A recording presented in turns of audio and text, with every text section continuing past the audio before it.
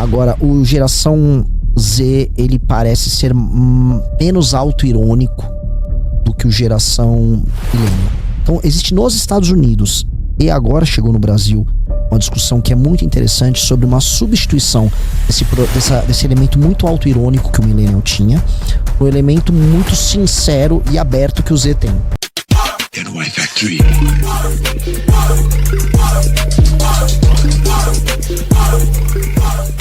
Vamos falar sobre aquela questão das gerações, que eu vejo que você está falando bastante nas tuas lives, dessa diferença entre a geração millennial e a geração Z. Por que você acha essa discussão importante? O que você identificou nessas duas gerações? Porque uma das coisas que até não é nem sobre a millennial e Z, mas eu vou chegar nisso. Tá. É porque um dos grandes problemas políticos do Brasil e do mundo, do Ocidente, das democracias, é um problema geracional. E você tem um acúmulo de poder e dinheiro com as gerações mais velhas, especialmente a geração boomer, e você tem, vamos dizer, consequências de decisões erradas tomadas pelas gerações anteriores que a gente sustenta. Por exemplo, a gente está sustentando um pacto político da Constituição de 88 e ideias específicas sobre direito penal ou sobre um estado assistencial que estão impedindo a gente de acumular capital na nossa geração ou a gente andar na rua com o celular na mão. Então, a gente fica vivendo em grande medida os sonhos da geração do Caetano Veloso lá. Honestamente, foda-se o Caetano Veloso, foda-se os sonhos que eles tiveram na geração deles. Eles só tinham que passar a guarda, mas não passam a guarda. Essa questão geracional, ela ficou muito problemática porque a geração mais velha segura a onda. Você tem duas gerações meio que se ferraram demais no jogo. Um é millennial e outra Z. Eu não imaginava, até porque você só descobre que isso te incomoda quando você passa a ser a geração que virou a geração mais velha. Que a gente que é millennial, acho que você também a gente foi sucedido pela Z. E a geração mais nova passa a ter uma opinião sobre você. E é um estereótipo. E eu comecei a achar isso muito interessante, porque são duas gerações que têm perspectivas muito diferentes. A geração millennial foi a geração que fez a transição para o digital, e a Z, ela é uma geração ativa do ponto de vista digital. A geração Z é uma geração muito sobre o discurso, fórmulas de discurso, até porque a geração dos reels, dos vídeos, e a geração millennial é uma mescla de fazer e do discurso. Enquanto as anteriores é muito mais sobre o fazer do que do discurso em si. E aí, qual é a crítica que tem? Existe uma crítica, até tem trends, não é? O millennial é cringe e tal, mas é a ideia de que o millennial vai ser identificado como uma espécie de hipster, que é um fenômeno que durou de 2008 a 2015. Aquela galera do café mais... Do hambúrguer gourmet, da barba... Do xadrez, daquelas músicas I belong to you, you belong to me. Los Hermanos, coisa assim? Los Hermanos é mais antigo. Mais antigo, tá. Mas uma espécie de hipster, meio esquerda, muito estético, meio falso nas coisas que ele atribui valor. Isso ficou colado como imagem da geração millennial. E aí a geração Z como um contraponto a esse cara. Assim, quando ela é radical de verdade. Quando ela acredita em alguma coisa, ela acredita de verdade. E ela tem ela tem uma leitura de mundo. Isso tem um grande grau de auto-engano. Mas uma leitura de mundo de tipo, não, nós vamos fazer acontecer, o mundo vai ser uma coisa foda. Tem muita gente com uma leitura positiva disso, sim, na geração Z. Tem muita gente profundamente niilista também na geração Z. Assim como na geração millennial, a gente não vai traduzir tudo em a geração I belong to you, you belong to me, tomando um café gourmetizado e completamente cínico e niilista. Até porque esse fenômeno que teve não só do hipster, mas das grandes revoluções do Occupy Wall Street, do Maidan na Ucrânia, mesmo 2013 no Brasil, foi a própria geração millennial que tocou, e foi uma geração que, em alguns lugares, se matou por essas coisas. Então, a gente não pode, vamos dizer, fazer reducionismos, mas, ao mesmo tempo, existem certos espíritos que marcam a geração. Tipo, o boomer com os anos 70, ou a geração X com o Nirvana, o Kurt Cobain como um cara que marcou essa geração. E o millennial como essa geração, coisa meio hipster, um cara meio chatinho, problemático. Mas você acha que é essa característica que marcou a geração millennial? Eu acho. Acho que tem até uma capa, acho que é não sei se foi da Time, que é a Me, falando da geração millennial, uma geração meio narcisista que estava preocupado muito com a sua própria felicidade e tal. A geração também do Obama, do Change, uma geração que teve um idealismo meio estético. Tem isso, só que a questão é não reduzir isso, porque gerações duram... o millennial, ele nasceu o quê? Acho que foi de 81 a 96. Cara, eu sou de 84. Eu não peguei muito o lance dessa coisa do hipster do começo dos anos 2010. O meu alternativo era o de 2001. Eu gostava de Strokes, que era uma outra coisa, que era uma coisa mais cínica, era outra pegada. é diferente. Assim como é diferente um cara da geração X que viveu mais nos anos 80 e outro que viveu mais nos anos 90. É diferente, é outra vibe. Então, a questão é o estereótipo que ficou. O estereótipo que colou da Millennial foi esse. E o drama também. O Millennial, tipo assim, ele achava que era muito especial. Tipo assim, eu vou fazer faculdade, vai dar tudo muito certo, eu sou especial, o mundo diz pra mim que eu serei muito feliz, eu sou o titular de muitos direitos, o mundo vai ser um lugar quase como um parque de diversão pra fruição dos meus prazeres. De repente vem a crise de 2008 e pum, dá uma grande merda. É uma geração que ficou meio abalada com isso. Isso nos Estados Unidos, aqui também, que aqui se reflete em 2013. Então foi uma geração que demorou muito para muitas coisas. A geração que a maior parte das pessoas não tiveram filhos. Agora que ela começou, especialmente nos Estados Unidos, que ela recuperou economicamente, ela tá tirando o gap. Por exemplo, uma geração que não tinha apartamento. Não tenho casa. Bom, já 50% dos milênios nos Estados Unidos já tem casas e isso vai acelerar pra caramba. Então, assim, tem coisas que são estereótipos, mas tem coisas que ficam presas nesse espírito. Acho que essa mágoa que o millennial teve aqui ou nos Estados Unidos, ela é concreta, assim. Ela aconteceu. Uma mágoa com tipo, bem na minha vez deu tudo errado. Bem na minha vez veio uma crise. Bem na minha vez eu vou ter que virar um autônomo. Mudou a forma de contratação no mundo e tal. E aí uma coisa que vira um parênteses, isso é uma coisa muito no Ocidente. Porque imagina você ser um millennial na China. Você é a geração que mais se deu bem. Seus pais trabalharam demais, você trabalha muito, mas você tá vendo o fruto todo na tua geração. Então o millennial chinês é um cara glorioso. Não tem nada a ver com a lógica do Ocidente, mas a gente vive, né, o Ocidente como base. Quando eu vi essa discussão, eu não entendi nem por que ela estava acontecendo. Essa discussão de millennial, geração Z. Porque eu não consigo enxergar onde que tá a grande diferença, porque todas as gerações acharam que iam mudar o mundo. Todas as gerações fizeram manifestações e quiseram mudar tudo. Todas viveram ou vão viver uma grande crise. Essa geração Z também vai viver uma grande crise que tá pra chegar. Então, assim, onde que exatamente isso se reflete e quais as consequências disso? Isso é bem legal, essa discussão. Assim, vou dar um exemplo. A geração dos anos 60, que viveu os anos 60 e 70, ela foi uma negação da geração anterior. Qual era a geração anterior? Você já deve ter visto aqueles vídeos e memes. Já tem até o fenômeno da Threadwife, em Sim. que como é que era o mundo nos anos 50? O pai de família chega em casa, no carro dele, com um emprego sustentando uma família inteira. Oi, querida, cheguei. Ela tá com um frango assado, umas crianças felizes, e você consumir e tal. Quem que era essa geração? A geração do pós-guerra, uma geração baby... Ela tiveram uns filhos que são os baby boomers, né? Que são bebês que nasceram desse boom. Essas pessoas viram, vamos dizer, um acúmulo de capital enorme, os Estados Unidos bombando. Isso aconteceu em algum grau aqui, em outros lugares da América Latina também. Mas esses caras eram altamente conformistas, altamente adequados à norma, consumiam o que os produtos eram mandados eles consumirem. Eles eram convencionais por excelência. Os filhos deles tiveram dinheiro, as filhas também começaram a frequentar a faculdade, as mulheres começaram a ter uma emancipação, e eles começaram a questionar esse conformismo. Eu não quero ser conformista. Então, a geração, vamos dizer, anterior ao Baby Boomer, ela foi muito pouco revolucionária. O Baby Boomer, ele por essência, ele marcou o mundo, né?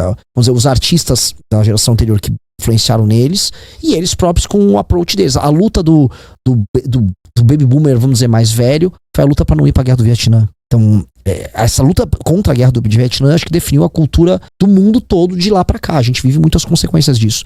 A geração que veio em seguida foi uma geração mais conformista, a X, e o Millennial quis, a meu ver, buscar esse encontro com o passado, em ter causas, em a vida fazer sentido, em você não ficar preso, vamos dizer, numa espécie de um roteiro pré-pronto. Teve um filme que pega esse mal-estar na transição da geração X para a geração Millennial, puta filme, que é o Clube da Luta. Sim. Que é o Clube da Luta, a vida é isso. O que é ser homem num mundo desse e tal. Ele vive ele traz assim o problema. A crítica ao consumismo também, né? Demais. E aí você vai pra geração millennial, que era uma geração que talvez quis ser idealista e olhava pro passado boomer com um fetiche, e veio uma crise ali, e ela teve que ficar, tipo, ok, a vida material é uma merda, vai ser bem mais difícil do que a gente imaginava, e o jogo vai ter que seguir.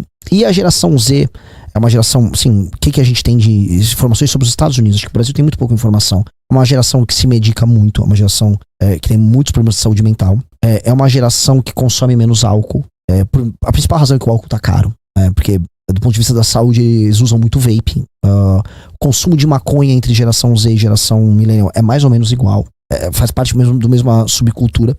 Agora, o geração Z, ele parece ser menos auto-irônico do que o geração millennial. Então existe nos Estados Unidos, e agora chegou no Brasil, uma discussão que é muito interessante sobre uma substituição desse elemento muito autoirônico que o Millennial tinha, um elemento muito sincero e aberto que o Z tem. O Z toma posições abertas sem ter vergonha de tomar essa posição.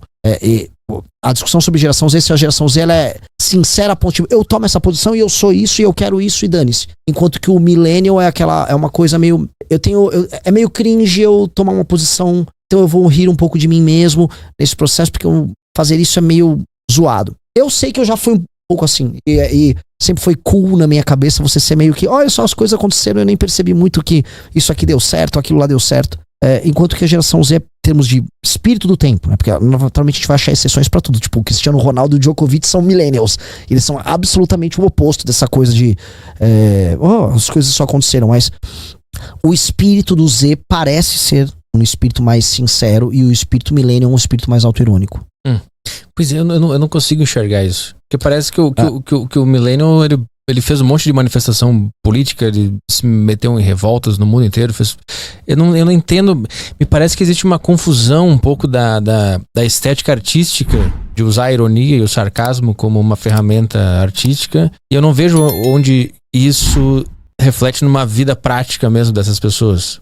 Eu concordo com você. O lance, eu vou concordar. Eu concordo. Eu acho que o espírito é um espírito autoirônico, mas você vai encontrar elementos sinceros no milênio. Talvez o lance é que a aposta sincera numa parte dos casos deu errado. Isso pode ter levado a uma espécie de um niilismo. Tipo, eu tive em 2013. 2013 foi um fracasso. O Occupy Wall Street e a aposta que a geração millennial teve foi o Obama. Obama foi a aposta millennial. Cara, deu errado. É que todas dão errado.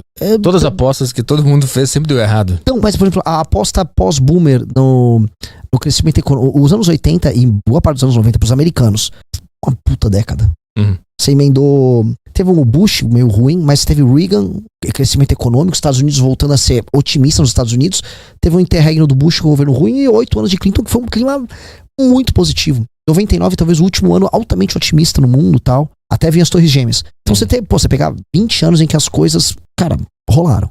Eles tiveram isso lá. Então, isso tem efeitos, né? As decisões tomadas, o espírito do tempo acompanhavam um otimismo com as coisas.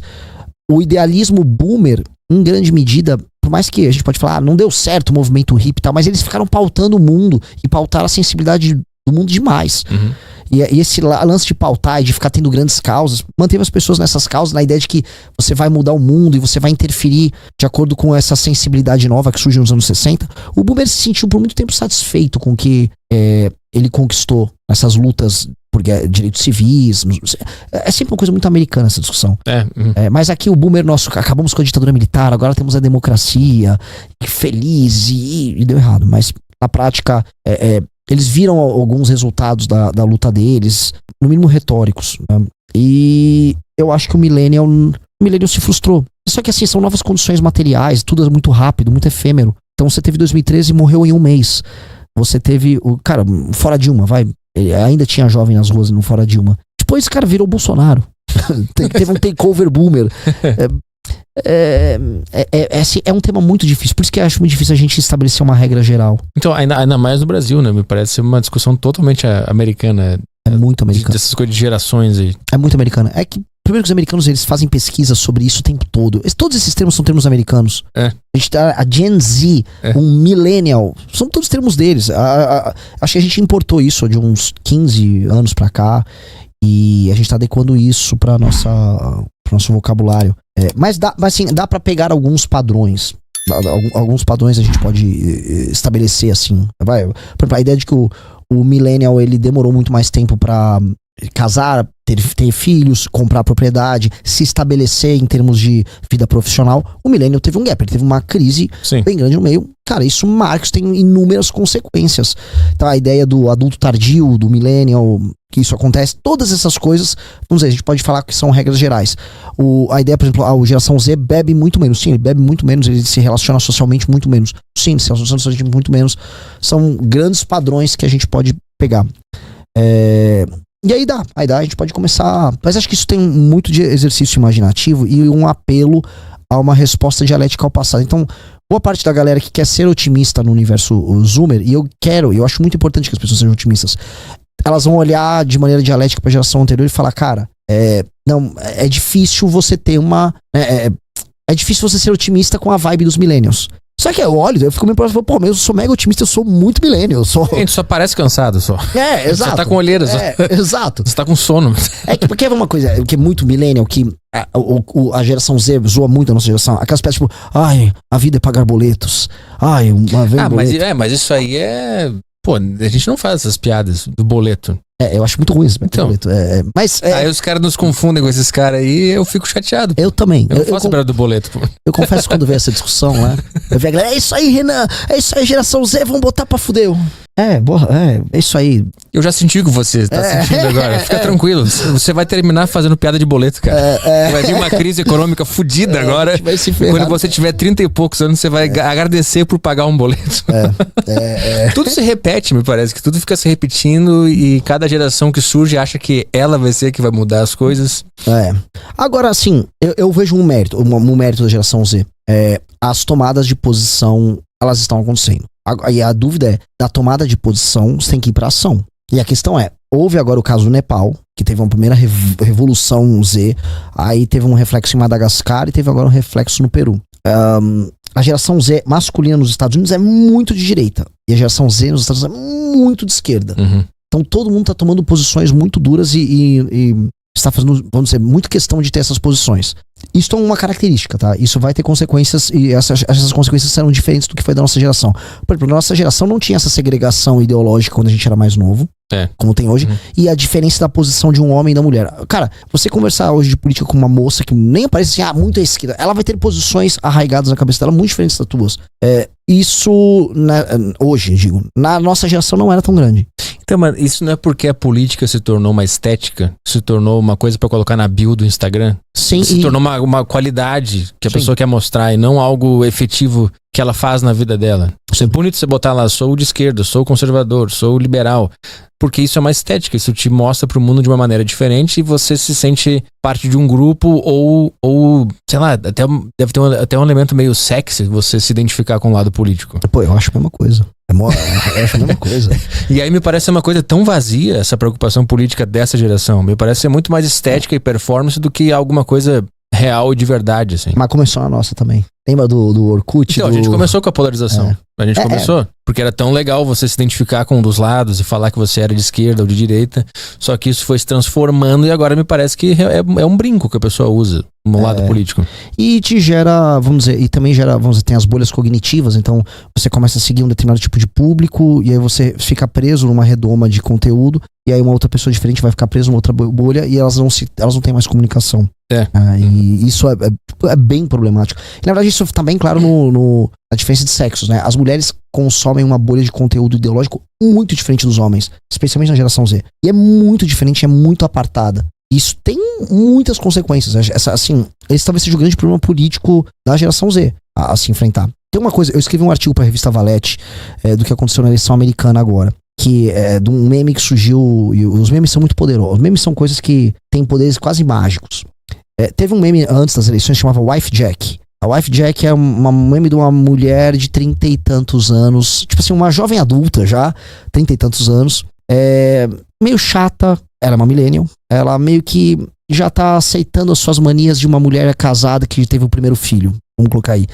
E ela foi um meme usado pela direita americana de uma maneira meio carinhosa, que em geral os memes com mulher de direita costumam ser meio pesados. E ela era tratada de uma maneira meio leve e carinhosa. O que se refletiu nessas eleições? A mulher branca millennial, ela se encaminhou, especialmente a casada, ela se encaminhou pra direita, pro republicano. Houve uma espécie de uma pacificação, como se, aqui pacificou a treta. Então, você viu isso acontecer na direita americana, de maneira bem clara para as eleições de 2024, dessa pacificação simbólica entre o homem e a mulher nessa geração. Não inteiro, mas em parte. No Z, o que a gente tá vendo é o contrário. Tá indo a galera pros extremos e isso a gente ainda não sabe quais são as consequências exatas disso. Estatisticamente falando, as mulheres estão muito radicais, especialmente no primeiro mundo. O discurso tá muito para além e os homens estão começando a radicalizar bastante. Acho que este processo agora é o processo que o homem da geração Z está indicando como o processo mais importante da geração dele. Porque a resposta, não só à radicalização da mulher, mas aos problemas geracionais dele como um todo, estão obrigando ele a adotar uma posição muito difícil, e essa é a grande jornada. A jornada pessoal do cara da geração Z é estabelecer essa identidade, pegando o outro e criando algo novo no caminho. Mas não dá pra saber quem começou, né? Porque a mulher pode ter se radicalizado em resposta a uma radicalização dos homens. As pesquisas que saíram, não sei se foi no Financial Times ou foi no The Economist, acho que foi do Financial Times, elas mostram uma radicalização prévia da mulher. Até porque faz sentido, porque os movimentos feministas, eles cresceram muito há 12 anos pra cá. E aí esse discurso ele vai levando a algumas consequências. Que não é um discurso sobre direitos de mulher. Do nada você tá falando sobre homem estuprador em potencial. De repente você é levado pra uma bolha que tá falando de woke trans, guerra na Palestina, tal. Você começa a ter um discurso politicamente falando muito radical. E o que houve que, como esses discursos identitários de esquerda se tornaram norma, se tornaram mainstream muito fácil, você acessar um discurso radical à esquerda se tornou muito fácil para as mulheres. E para elas trataram como natural. E eu acho que a resposta dos meninos na geração Z é uma resposta muito a isso. Eles se assustaram e se radicalizaram à direita. Uhum.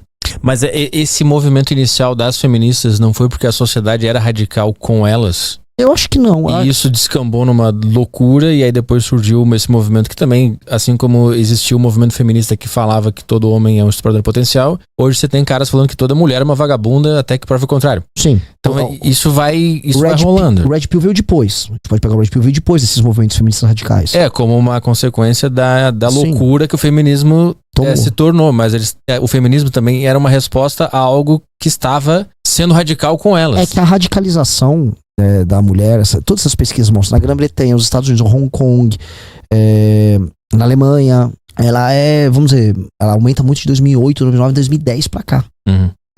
Não dá pra falar que a sociedade inglesa ou americana, cara, nos anos 90 e nos anos 2000 era uma sociedade profundamente machista. Não é exatamente isso. Vamos dizer, essa radicalização aconteceu por algum outro motivo. Não é possível que uma moça de 2010 ela se sentisse, vamos dizer, vítima de um machismo estrutural muito maior do que alguém de 1999. O mundo não... assim, eu não vi tantos absurdos sendo criados ali até 2010. O que houve foi vamos dizer, rede social surgindo, esse discurso mainstream chegando, atingindo elas, e aí elas foram levadas para essa radicalização.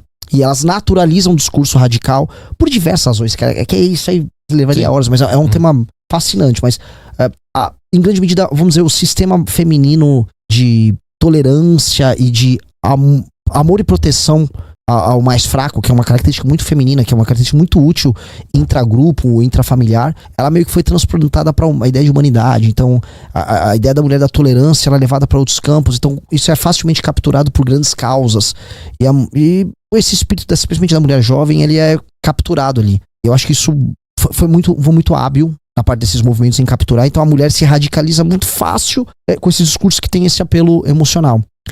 E o homem, a radicalização masculina, teve o Gamergate, teve uma série de processos que foram radicalizando o rapaz jovem, mas foi se misturando a imigração, nas democracias ocidentais, o homem jovem branco se sentindo alienado de tudo, se sentindo culpado pelo mundo, ou o movimento feminista, aí foi, assim, as coisas foram muito pras caralhas hoje. Hoje a coisa tá bem complicada, nos Estados Unidos tá muito complicado, na Inglaterra tá complicado demais.